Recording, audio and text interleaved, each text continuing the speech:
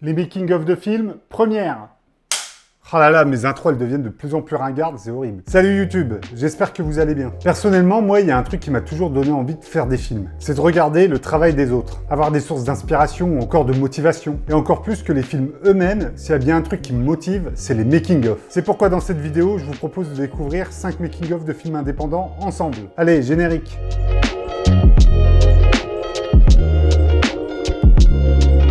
Alors dans cette vidéo, on va pas parler de featurettes à la Marvel où tout le monde est beau, tout le monde est gentil. Ah, c'était un tournage incroyable. Moi, personnellement, ces making-of là, ils m'ont jamais trop intéressé. Alors bien sûr, je pourrais vous parler des making-of ultra populaires comme Fucking Kassovitz, I'm fucking Mathieu Kassovitz. Lost in La Mancha, We can't make the film. Not the film you ou want. encore le documentaire de Pascal Laugier sur le tournage du Pacte des loups.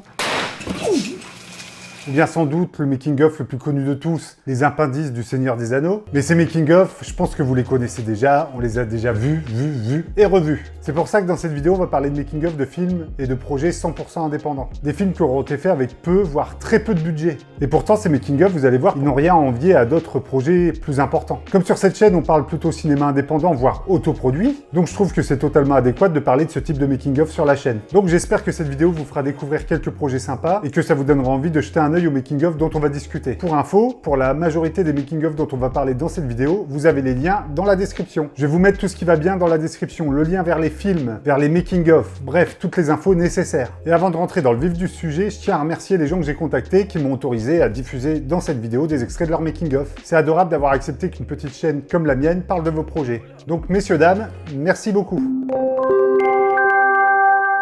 Le premier making-of dont on va parler, en fait, il est un peu hors catégorie. On va le mettre un peu à part et on va passer assez vite dessus. Je trouvais que c'était intéressant d'en parler parce que je trouve que commencer la vidéo avec un making-of qui parle vraiment du commencement d'une chaîne, c'est super. Je vais pas tourner autour du pot, on va parler du Joueur du Grenier et d'un making-of réalisé par Padawam. Donc on va passer très vite dessus parce qu'il n'y a pas grand-chose à dire sur le making-of, mais je trouve ça très intéressant de voir comment le Joueur du Grenier a, entre guillemets, commencé. On les voit faire leur première vidéo dans une espèce de ce qui semble être une cuisine, avec un ou deux projos, une petite caméra, pas beaucoup de pognon. Et quand on sait maintenant où en sont Joueurs du Grenier avec leurs vidéos des 11 ans, la création de leur studio, je trouve ça intéressant de jeter rapidement un œil à cette vidéo, à ce making-of qui va vous montrer un peu les débuts du Joueur du Grenier. Donc voilà, c'est le premier making-of sur les 5, j'en parle très rapidement, on va plus approfondir les suivants. C'est un petit clin d'œil comme ça que je voulais glisser dans les 5 making-of parce que la vidéo est rigolote. Je trouve ça toujours passionnant de voir d'où les gens démarrent pour voir jusqu'où ils vont aller. Et ce making-of de Joueur du Grenier, en fait, il l'illustre parfaitement bien. Vous connaissez tous Dragon Ball, le célèbre manga et l'anime. Eh bien si je vous disais que des petits Frenchies avaient réalisé un fan-film Dragon Ball, il faut savoir que le fan-film The Fall of Man est réalisé par Vianney Griffon et Johan Faure. Ce fan-film a fait plus de 30 millions de vues sur YouTube. Je crois qu'on en est à 37 millions à l'heure où on parle. Donc je vais pas trop m'étendre sur le film en lui-même qui raconte l'histoire de Trunks et de Cell. Avec 37 millions de vues, je suppose que tous autant que vous êtes, vous avez vu ce fan-film. Par contre, il y a quelque chose que vous avez peut-être moins vu, c'est le making-of de ce fan-film. Mais le making-of, lui, est réalisé par Geoffrey Larosa. Donc ce making-of, intitulé Spirit of Time, dure 1h25. Et là où c'est intéressant, c'est que vous allez suivre toutes les étapes de la création du fan-film sur Dragon Ball. Du tournage au casting, en passant par la musique et les effets spéciaux, aucun détail n'est mis sous le tapis dans le making-of, on parle vraiment de tout. Ok, on n'a pas les moyens de faire ce qu'on veut faire, on n'a pas du tout les moyens de faire un gros film type blockbuster américain. Comment on peut se démerder à faire ça? Donc ils vont vous parler de leurs inspirations, un peu comme Terrence Malick, mais aussi de problèmes techniques. Comment rendre les effets spéciaux quand on n'a pas de ferme de rendu? En fait, il faut en trouver une. Comment enregistrer la musique avec des vrais instruments? Comment s'est passé le tournage, bien entendu? Un des deux réalisateurs, Vianney Griffon, a fait aussi pas mal d'effets spéciaux lui-même et il vous raconte un peu comment il a fait tout ça. Donc comment une bande de passionnés de Dragon Ball s'est retrouvée entre eux pour créer ce fan-film qui va mettre la pâtée à tout ce qui a pu être fait déjà en live sur Dragon Ball. Bon, en même temps, battre Dragon Ball Evolution, c'est pas compliqué.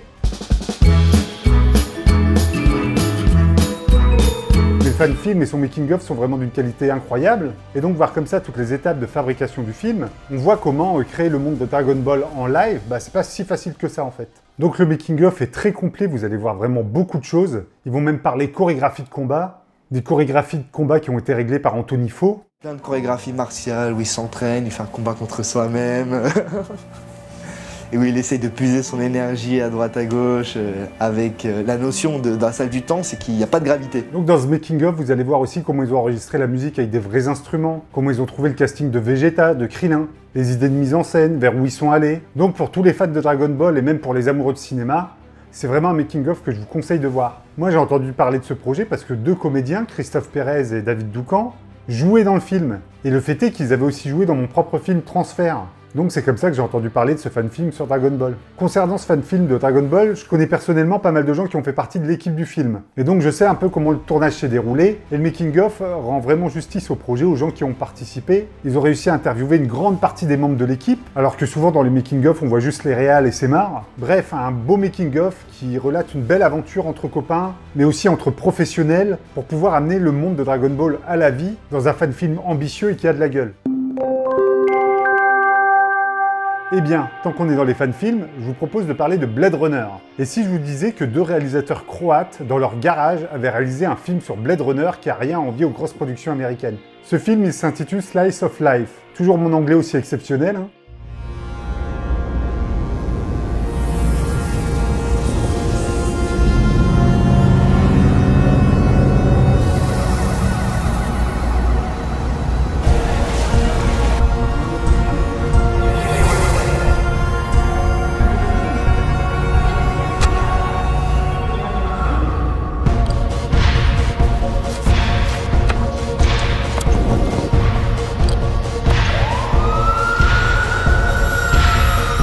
Je prends ma petite fiche pour pas écorcher le nom des réalisateurs. Le film est réalisé par Luka Ergovic et Dino Julius. Les mecs, si vous voyez cette vidéo, excusez-moi si j'ai écorché votre nom. Et donc le film en lui-même, vous avez le lien dans la description, c'est un fan-film sur Blade Runner qui est incroyable, avec des effets spéciaux nickel, une lumière aux petits oignons. Enfin bref, je vous le conseille vraiment. Ça n'a rien à envier à certaines grosses productions. Par contre, là où c'est encore plus intéressant de mon point de vue, c'est que les 2 réalisateurs ont tenu un journal de bord sur toute la création du film. Et comment tout ça a été tourné dans une espèce de garage, grange, je sais pas comment on peut appeler ça. Dino. Hi guys, I'm Dino. This is a setup that you saw before, but here's the backside. Yeah, we were shooting like really long days, right? Yes, 12 yes. hours a day. Yes. So Anton would just like He would wait. I was doing the light. Ils ont construit un vieux décor de toilette, ils ont fait venir une vieille BX qu'ils ont équipée en mode Blade Runner.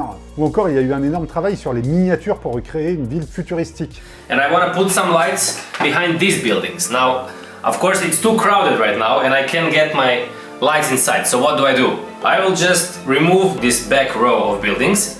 Et vous retrouverez donc sur leur chaîne YouTube plein de making-of qui racontent la création de tout ça. Le son, le tournage, la lumière, les maquettes. Et ce que j'aime bien chez ces 2 réalisateurs, c'est qu'ils ont une espèce de folie comme ça. Ils font ça un peu sans se prendre la tête, ils sont toujours en train de se marrer. Ça a l'air d'être une bande de bons potes. Et ils font ça très sérieusement, mais sans se prendre au sérieux. Et c'est vraiment l'état d'esprit que j'adore pour ce genre de projet. C'est incroyable comment ils construisent toutes ces maquettes pour reconstruire la ville futuristique, avec des boîtes d'œufs, avec des bidons de vaisselle. Comment ils ont éclairé le film, comment ils ont fait les effets spéciaux sur After Effects. Je me rends compte que je parle beaucoup de post-production dans cette vidéo, parce que moi c'est un domaine que j'aime beaucoup, et forcément mon esprit est attiré par ça, mais il y a aussi beaucoup d'infos sur les making-of que je vous montre, sur les tournages bien évidemment. For the first 2 days, we filmed the pickups for the toilet scene. Some stuff to make the scene more interesting and to have a better flow. We have 2 cameras, 2 of these babies. These are the Blackmagic Ursas. And we have new Canon Primes. They're really awesome. We have a 35, an 85, and a 40mm. Donc, comment faire Blade Runner dans un garage, c'est incroyable. Foncez voir ce making-of, foncez voir ces 2 mecs un peu fous, qui sont pleins d'inventivité, de génie, mais qui sont aussi des techniciens hors pair. Vraiment, on voit qu'ils savent vraiment ce qu'ils font, qu'ils sont très précis dans la manière dont ils réalisent, dont ils filment, dont ils mettent en scène leurs films aussi, bien sûr. L'ADA du film est à tomber, et on comprend mieux via les making-of comment ils sont arrivés à ce résultat. Bref, n'hésitez pas à voir toute cette série de making-of, c'est vraiment chouette. Là encore, je vous mets tous les liens dans la description, le lien du film aussi. Les 2 making-of dont on va parler et qui vont venir, c'est vraiment mes petits coups de cœur à moi. C'est pour ça que je les place en fin de vidéo. J'espère qu'ils vous plairont autant qu'ils m'ont plu, et que vous irez les découvrir. Plus qu'un making-of, je vais commencer par vous parler d'un documentaire. Alors ce documentaire, il s'appelle 2 jours pour faire un film et il est réalisé par Thomas Acombré est un réalisateur. Vous le connaissez peut-être via l'émission Bad News de Davy Mourier sur YouTube. Et ça faisait un petit bout de temps que Thomas n'avait pas réalisé pour lui des projets perso. Et comme tout bon réalisateur qui se respecte, on va dire, eh bien ça lui manquait, il avait absolument envie de se replonger dans la réalisation, parce que réaliser des films, c'est vraiment son but dans la vie et c'est son amour premier. Et pour ça, il s'est dit, je vais participer au 48 Heures Film Project. Comme son nom l'indique, 48 Heures Film Project, vous avez 2 jours pour faire un film, d'où le titre du documentaire. C'est un festival qui a lieu dans plusieurs villes de France, où vous avez 48 heures, on vous donne un thème, Et avec ce thème, vous avez donc 48 heures pour réaliser votre film. Et dans ces 48 heures, à la fin, tous les films sont projetés en salle et il y a aussi des remises de prix. Et donc Thomas a décidé de réaliser 5 48 heures film project. Comme en fonction des villes, ça se passe pas aux mêmes dates, il a décidé d'en faire 5. Et donc le documentaire dont il est question dans cette vidéo, c'est un documentaire sur comment Thomas a fait ses 5 films. Vous allez suivre l'intégralité des tournages, les doutes, mais aussi les bons moments, les envies, les remises en question. J'ai pas du tout confiance dans ce qu'on est en train de faire. C'est la première fois que je fais un truc comme ça et que c'est pas du tout dans ce que je fais d'habitude. D'habitude, je fais des gens qui se parlent. Là, c'est vraiment un film d'action avec que des actions à faire, en plus en bagnole, en plus avec quelqu'un sur la route et compagnie. J'ai trouvé ce documentaire tellement humain, touchant, bien foutu, que je voulais absolument le partager avec vous. Si on avait plus de docus comme ça sur YouTube, waouh, ce serait le paradis. Donc vous avez des interviews des comédiens, des scénaristes, de Thomas bien sûr, le réalisateur, du chef opérateur. C'était vraiment le système D, quoi. Mais c'est ça qui me plaît aussi dans les 48 heures, c'est que on n'a pas beaucoup de matos, on n'a pas beaucoup de temps, mais on a des idées et du coup, let's go quoi. Il faut tourner de toute façon. Donc.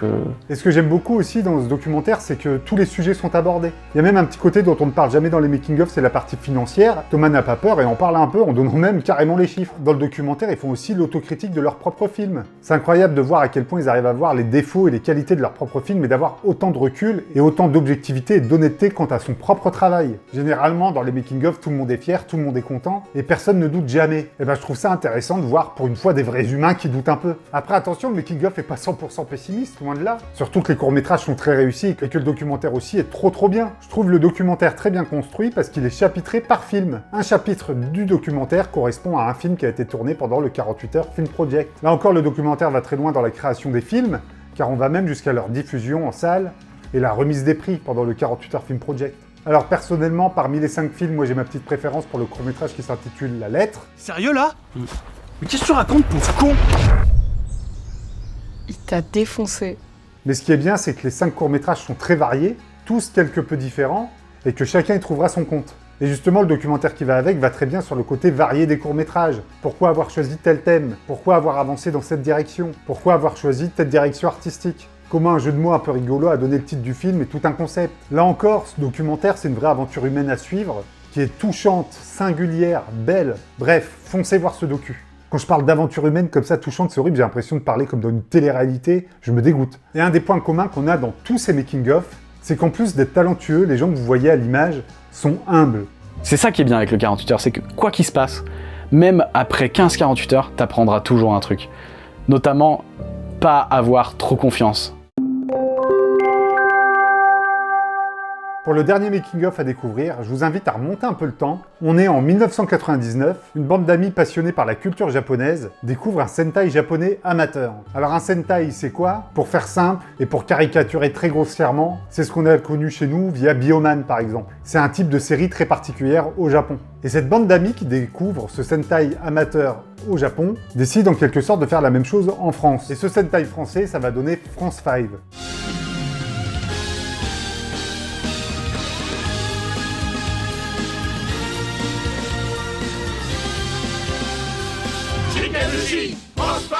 Donc France 5 est un Sentai français composé de 6 épisodes réalisés par Alex Pilote. Vous connaissez sans doute Alex Pilote parce qu'il était avec Sébastien Rucher un des cofondateurs de la chaîne No Life. Et donc France 5 c'est une aventure au long cours. L'aventure France 5 va donc commencer comme je disais en 1999, mais elle va se terminer en 2022 avec la création du box Blu-ray de l'aventure. Et ce qui est incroyable avec France 5, c'est que de 1999 à 2022, il y a des making-of pour chaque étape de la fabrication de la série. De l'apparition de l'idée, à la finalisation du dernier épisode, en passant par la création des costumes, des accessoires, des robots, bref, tout ce que vous voulez, tous les sujets sont abordés dans les making-of. Personnellement, j'ai jamais vu des making-of aussi complets. Là encore, comme il s'agit d'un projet indépendant totalement bénévole, j'aime beaucoup quand il n'y a aucun tabou dans les making-of. Quand les gens parlent autant des difficultés que du bonheur à avoir fait ce projet. Et c'est le cas dans le making-of de France 5, rien n'est épargné, on parle de tout. Et c'est ça qui est génial. L'équipe était quand même claquée, ça faisait 5 ans qu'on tournait, qu'on tournait les week-ends, qu'on travaillait sur les accessoires, qu'on se consacrait vraiment à fond au film. Et au bout de 5 ans, ça devient un peu dur. Et c'est très poignant de voir comme ça cette bande d'amis qui a rien lâché pendant 23 ans, avec bien sûr Alex Pilote en tête du projet, qui qui monte les épisodes, les making-of, qui a dû en chier comme c'est pas possible. Chapeau Alex pour tout le travail accompli, vraiment. C'est simple, en termes de durée, vous avez beaucoup plus de making-of que de série en elle-même. Alors attention, la série est passionnante et super fun à regarder. Juste châtiment.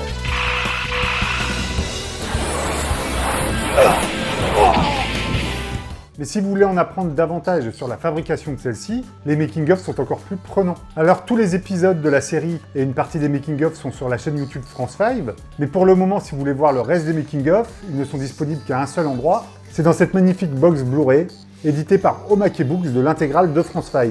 Et ça, c'est vraiment un trésor. Alors je crois qu'elle est en rupture de stock maintenant, mais c'est un vrai trésor. Si vous avez réussi à mettre la main dessus, si vous aimez l'audiovisuel, si vous aimez le cinéma en général, les making-of, si vous aimez voir des gens faire des films, ce coffret, c'est une mine d'or. Quand on voit le nombre de making-of qu'il comprend, et je parle que de la série, mais aussi d'autres petites surprises dans ce coffret, donc je vais pas vous spoiler ici, mais vraiment, c'est une mine d'or, c'est une vraie pépite. Si vous pouvez jeter un œil à tous les making-of présents dans ce coffret. Ce qui est génial dans les making-of de France 5, c'est qu'il y a une progression dans les sentiments. Je m'explique. Les making-of sont de plus en plus touchants et attachants. On s'attache même directement aux personnages du making-of, comme si c'était des vrais personnages de série eux-mêmes. J'ai même versé ma petite larme à la fin des making-of, quand ils arrivent sur la fin du dernier épisode, qu'ils projettent. Parce que ouais, on les a vus comme ça galérer pendant des années, et voir l'aboutissement de ce projet, c'est incroyable. On voit toutes les tempêtes qu'ils ont pu traverser, toutes les galères, toutes les réussites aussi, bien sûr. J'aime aussi beaucoup toutes les astuces et toutes les anecdotes qu'on voit dans les making-of. L'anecdote de la carboglace, par exemple, du split screen.